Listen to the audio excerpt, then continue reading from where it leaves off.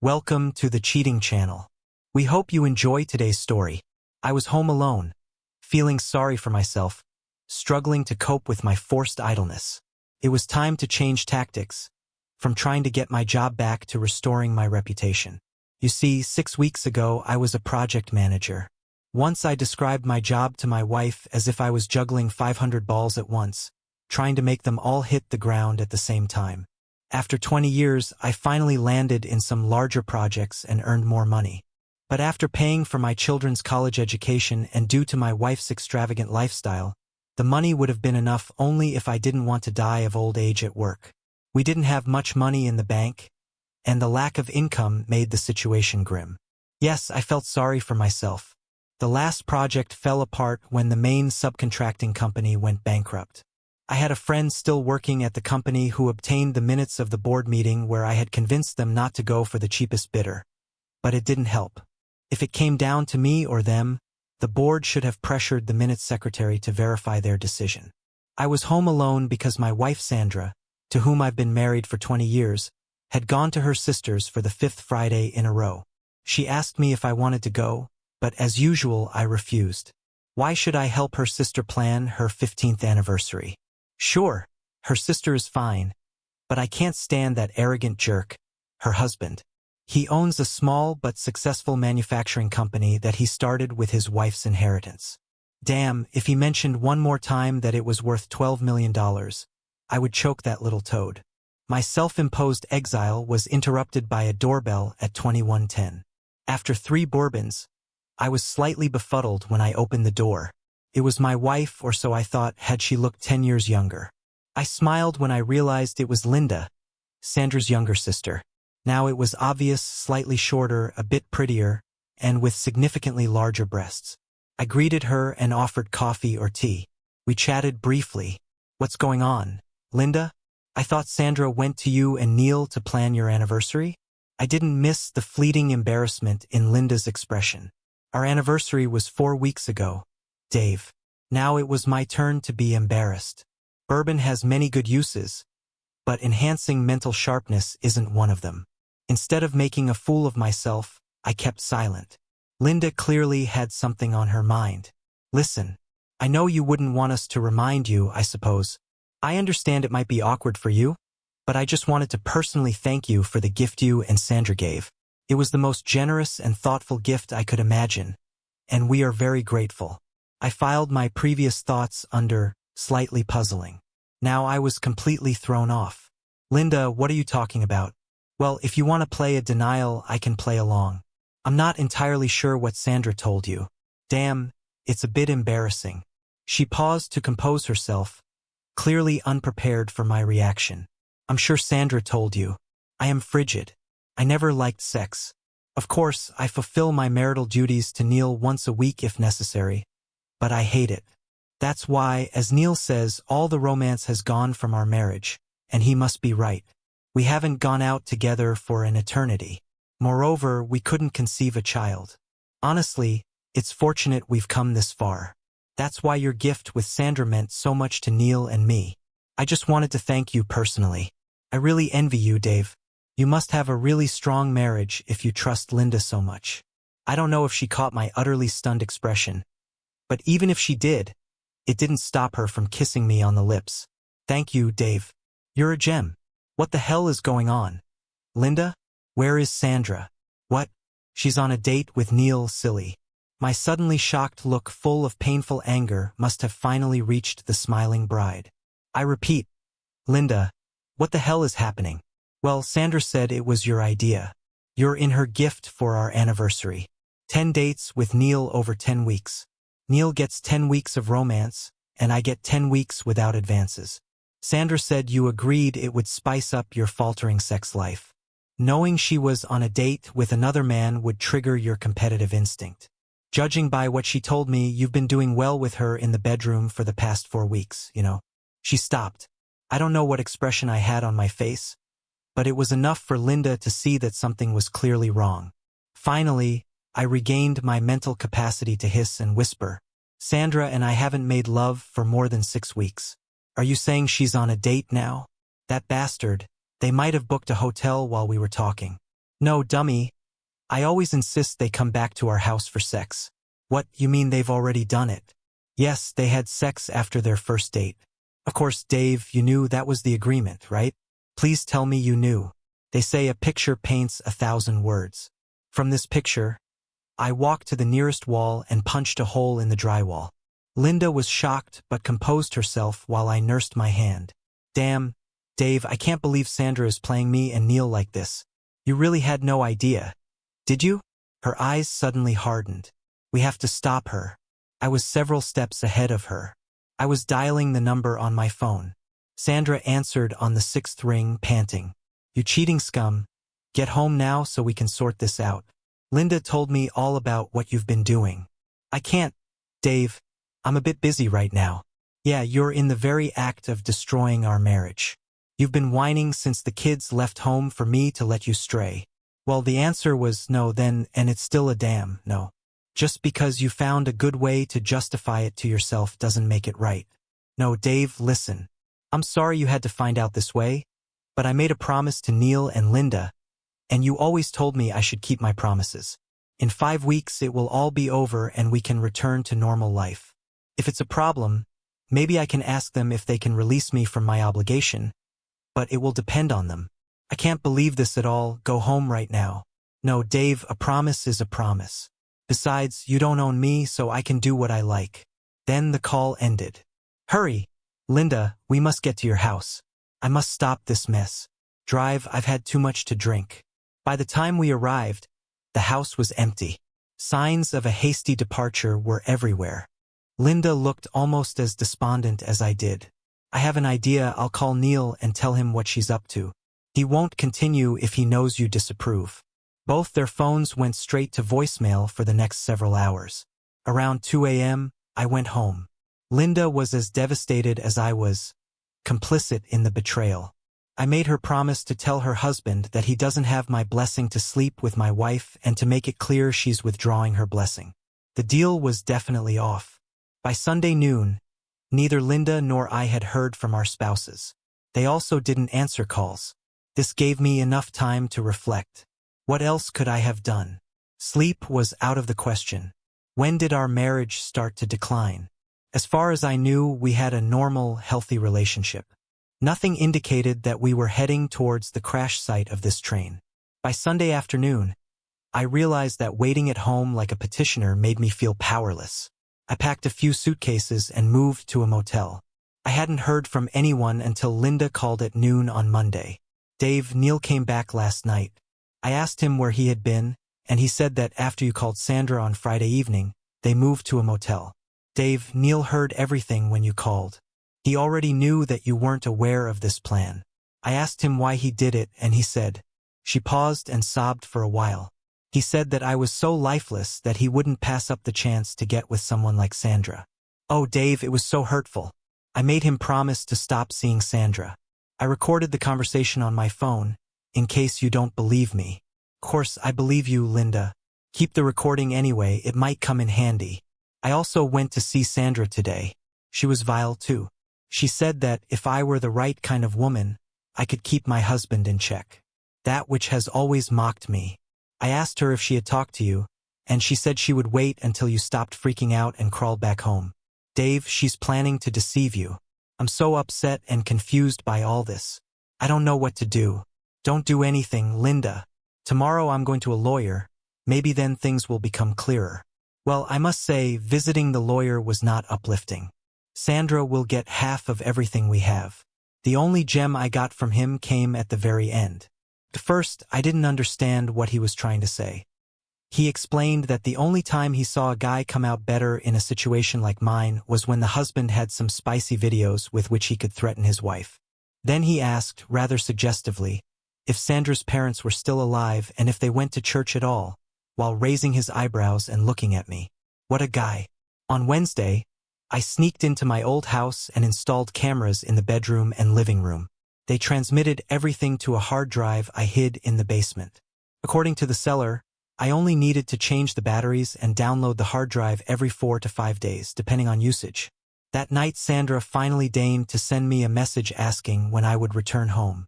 I replied that I was out of town for a few weeks. You have a much better chance of catching a mouse if it thinks the cat is far away. It began to seem like Sandra didn't care about our marriage. I knew I certainly didn't. I kept in touch with Linda. On Friday evening, she called me and said that Neil hadn't come home. I offered to pick her up and we went out to dinner. They say misery loves company. We managed to distract each other and had a great time. On the way back to her place, I told her about the cameras I had installed but made her promise to keep everything secret. I asked her what she would do if she could prove that Neil was cheating on her. She said probably nothing. I thought if I could confront her with Neil's infidelity, she might become embittered and consider divorce. It was the only way to get back at the bastard, other than smashing his face. I drove past my house and, of course, saw his car in the driveway. Linda cried all the way home and ran out of the car straight to her house. I went to get her and put her in bed and held her in my arms until she cried again. I was eager for Monday, the next safe time to retrieve the video recording. Linda surprised me by calling on Saturday evening. She wanted to meet again to make Neil jealous. I had nothing to lose, so I agreed. After dinner, we went dancing and had a good time. I took her home at 1:30 a.m., even before we arrived. Linda worried that Neil might have used her absence to secretly return to Sandra, but his car was at her house. At 9 a.m. on Monday, I sneaked into my old house and swapped the hard drives and batteries. Still jobless, I was free all day to review them. By the afternoon, I mustered the courage to look. Until then, all this had been somewhat of an academic exercise. Now the evidence was right in front of me. I found myself closing my eyes when the footage of them entering the bedroom came up. I realized the camera was slightly off. It only captured the upper half of their bodies, but the sound was clear. I opened my eyes again soon after faintly noting his climactic grumbling. When I looked at the scene, they were lying next to each other and talking. I listened. Then I excitedly called Linda and told her to bring her ass to my motel. She arrived within 20 minutes. Linda, you have to see this.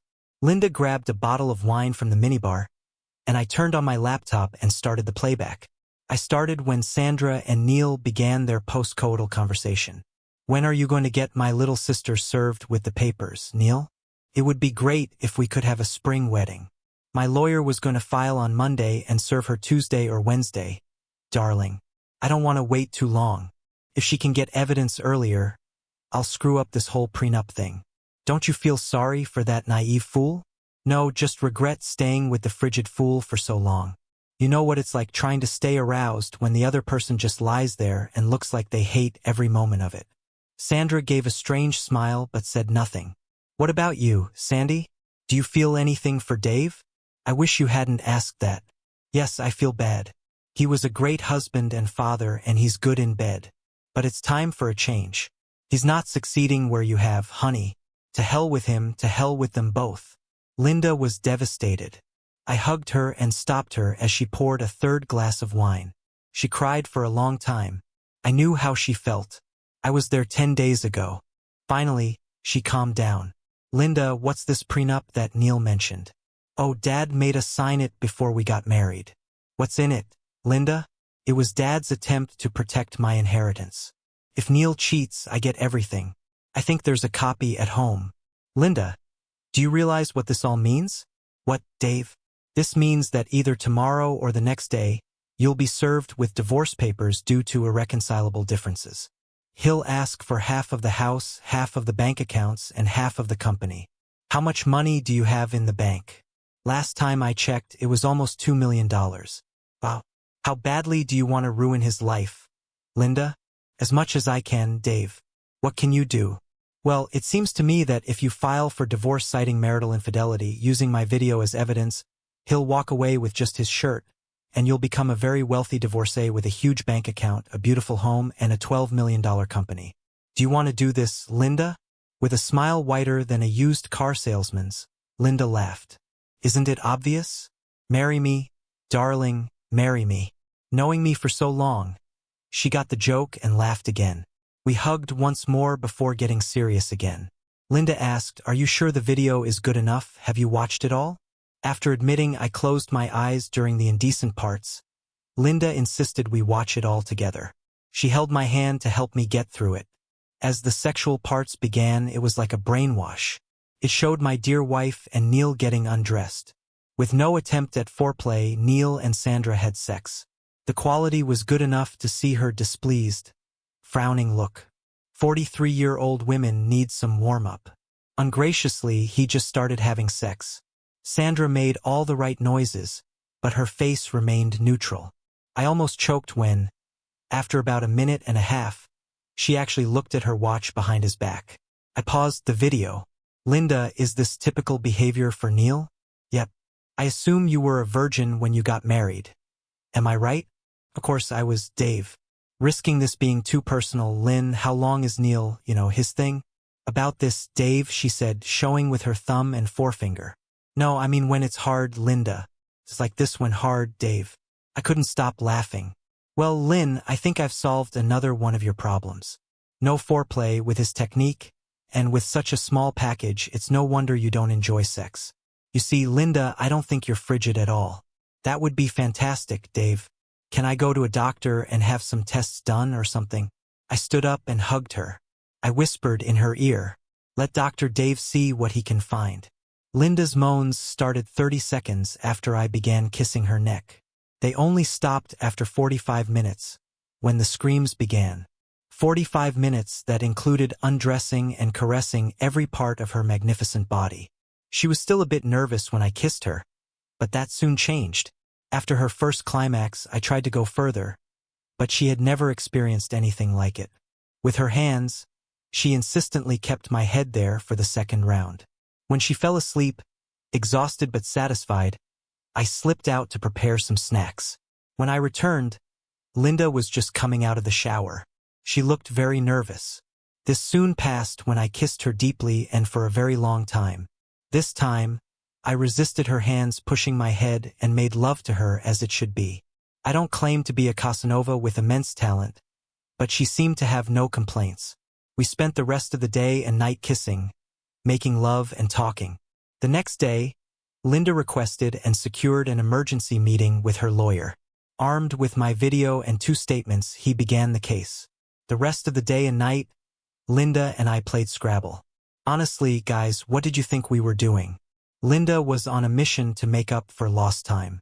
I learned that there were some positions that just didn't work. No matter how hard I tried, I couldn't muffle her screams with a pillow in some of them. Both of our phones were ringing for the second evening in a row, but we ignored them. On Wednesday morning, Linda called Neil and told him she would be home all afternoon. Sure enough, at 3:15 p.m., there was a knock at the door. I opened it to see a young guy in a suit. Please come in, we've been expecting you. Linda is in the bathroom. Would you like some coffee? Slightly bewildered, he automatically agreed and entered. I yelled, Linda, the process server is here with your divorce papers. While we waited, we chatted. He seemed like a decent guy named Phil. By the time Linda came out, our coffee was half ready. You know women and bathrooms.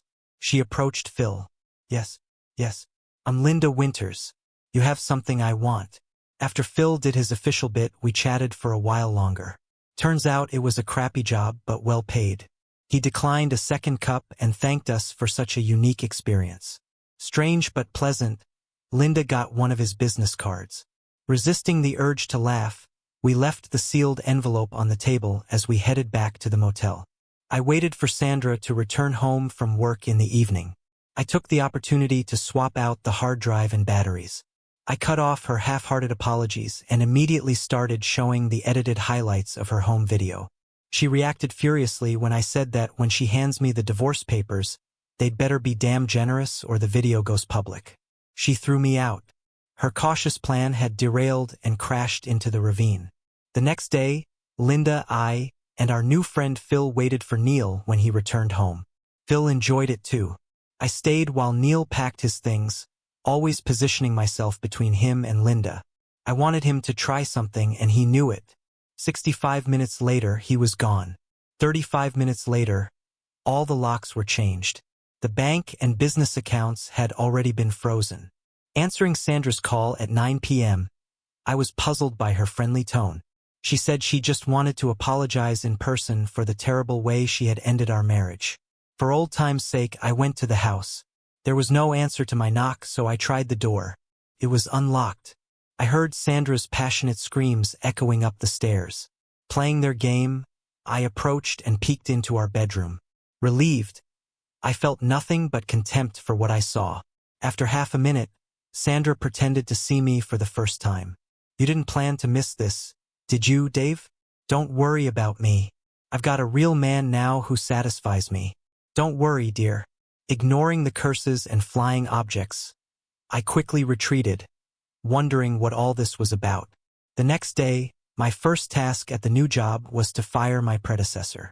The company, based on her money, was registered in Linda's name. Neil should have known his company adhered to a strict moral code. After all, he wrote the damn thing.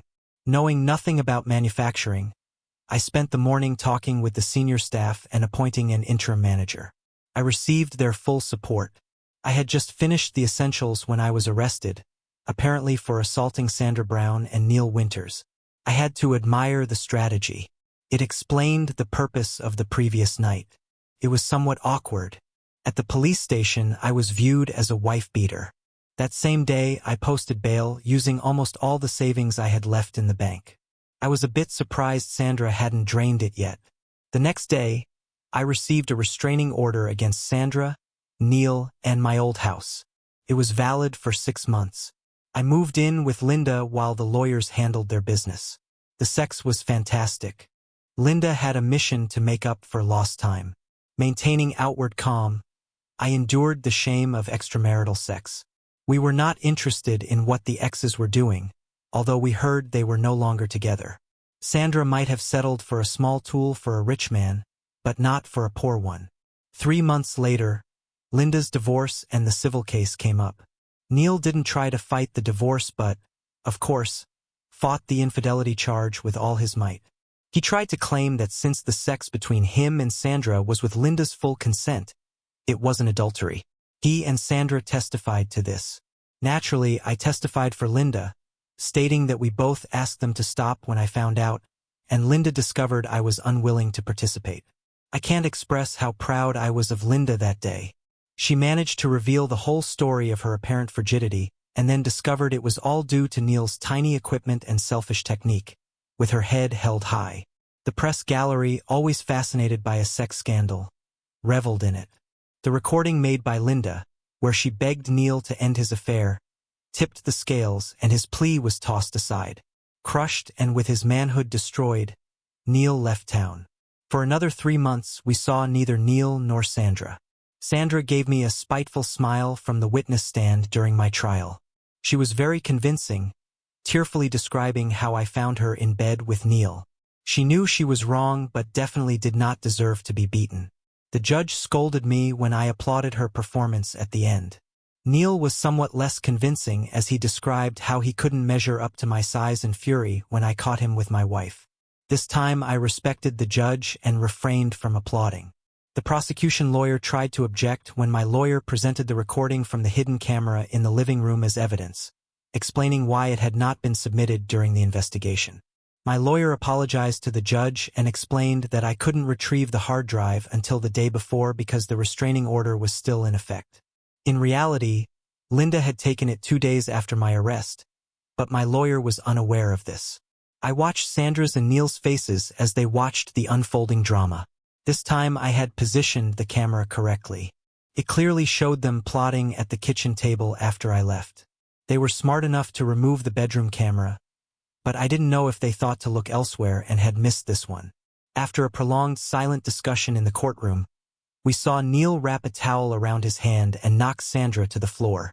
Being a fighter, she got up again, ready for the second round, happily using a frying pan on Neil. Wasn't Neil supposed to go first?